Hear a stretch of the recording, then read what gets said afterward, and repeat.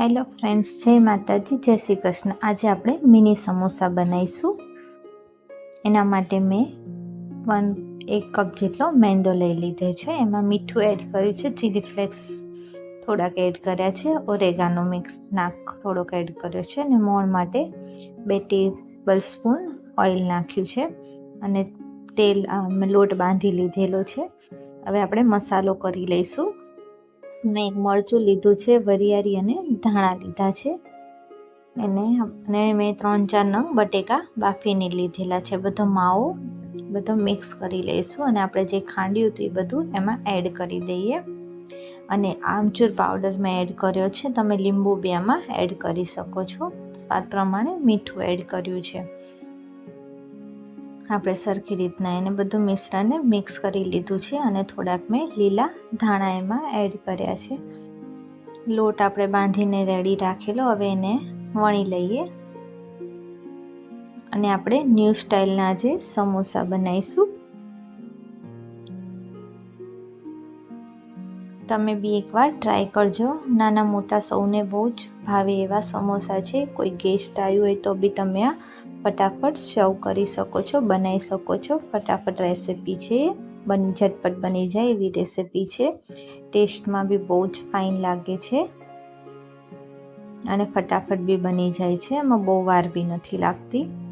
આપણા બધા સમોસા રેડી થઈ ગયા છે। હવે આપણે એને તળી લઈએ।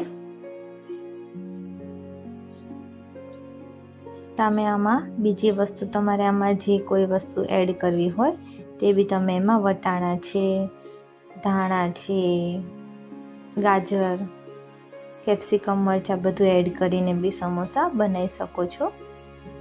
અમે એકલા બટેકાના સમોસા બનાવ્યા છે, ઝટપટ બની જાય એવી રીતે। તમે બી એકવાર ટ્રાય કરજો। ખાવામાં બહુ જ ટેસ્ટી લાગે છે। એકવાર બનાવશો તો બીજી વાર બી તમને બનાવવાની ઈચ્છા થશે। આપણા સમોસા હવે રેડી થઈ ગયા છે। આપણે સર્વિંગ પ્લેટમાં હવે એને કાઢી લઈશું।